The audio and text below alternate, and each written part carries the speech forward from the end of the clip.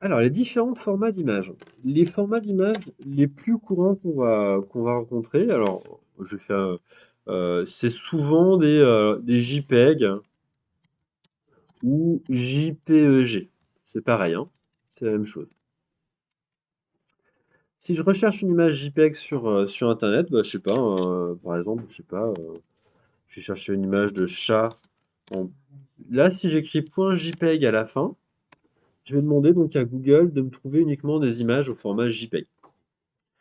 Si je prends une image classique comme ça, bon bah voilà, elle fait 625 par 417. Si je fais un bouton droit dessus, j'enregistre l'image. Je vais l'enregistrer sur le bureau. Ah tiens, je pensais que c'était une image JPEG, mais regardez bien la fin là. C'est .webp.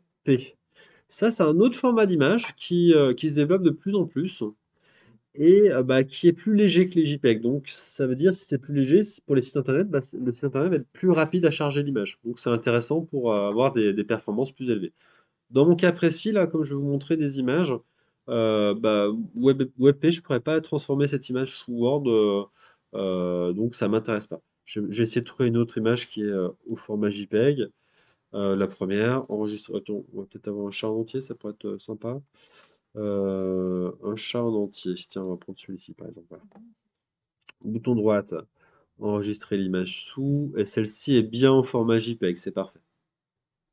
Au passage, d'ailleurs, on voit quand j'ai survolé, tu vois, on voit le format de l'image, 1280 pixels par 960. 1280, c'est la largeur d'un ordinateur portable standard.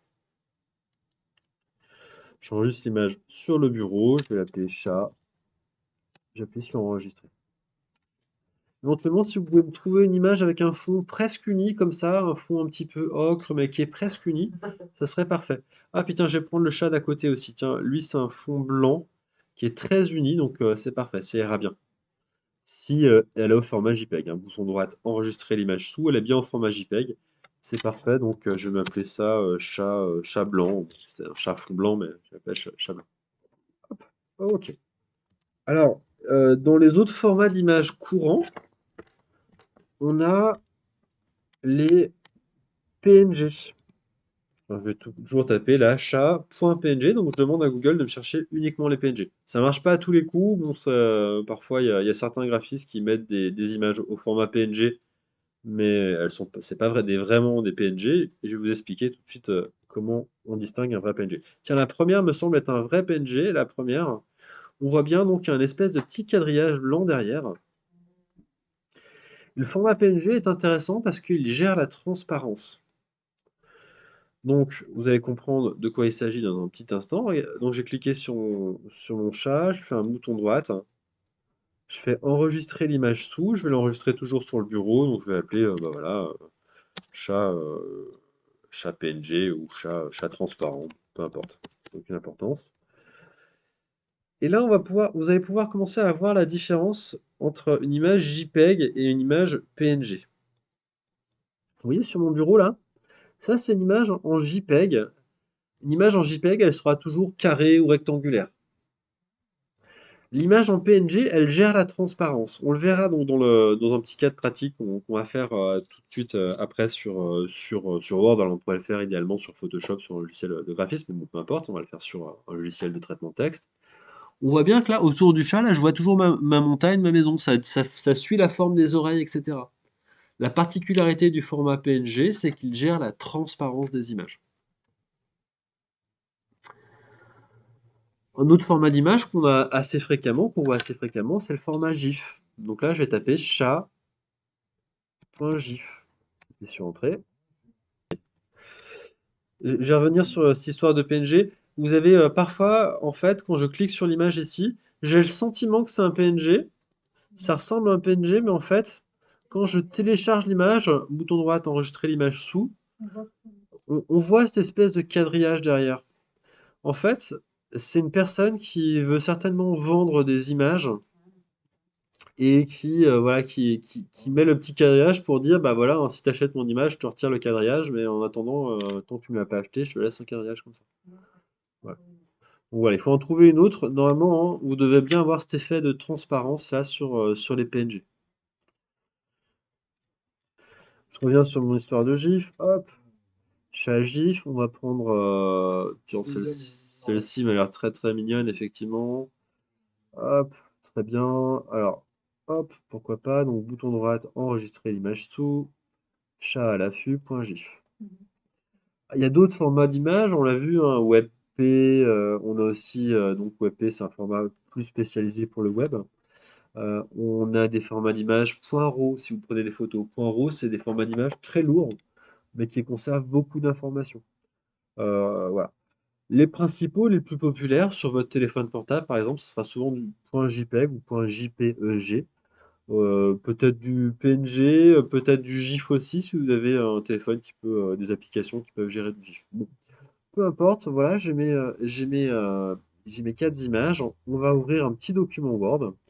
Alors, vous pouvez aussi ouvrir un document Paint ou Excel ou Photoshop, idéalement, hein, logiciel de graphisme si vous voulez. Et on va importer nos images à l'intérieur. Pour importer nos images à l'intérieur, insertion, images, images qui sont stockées sur cet appareil, et je vais chercher donc mes 4 chats qui attendent bien sagement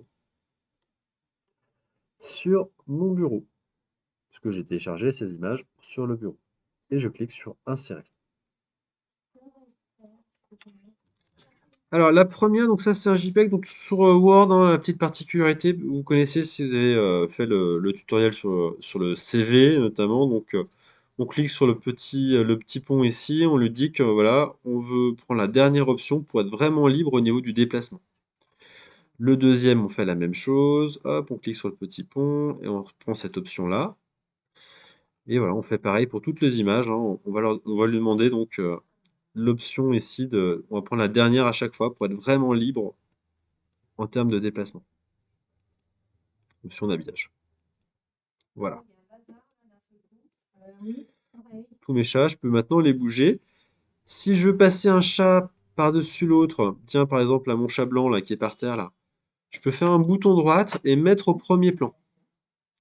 Ou alors, je peux aussi utiliser donc un outil qui est quand même beaucoup plus précis, c'est le volet de sélection que je retrouve ici dans Accueil ou dans Mise en page, volet de sélection. Bah, si je mets un chat en dessous de l'autre, bah, il va masquer l'autre, hein, tout simplement. C'est ça le principe du volet de sélection.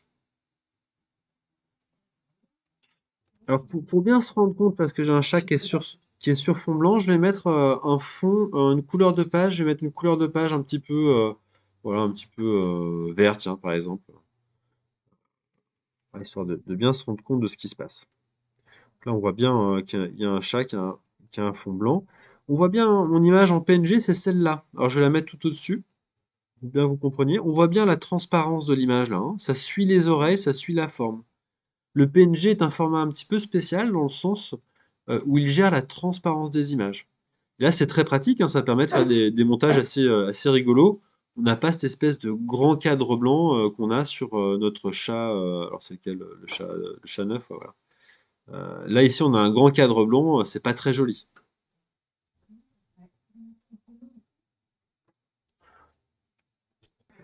En attendant, maintenant, vous connaissez la différence entre les principaux formats d'image qu'on retrouve. Donc, le JPEG, c'est un format classique d'image qu'on peut retrouver sur son téléphone ou sur Internet.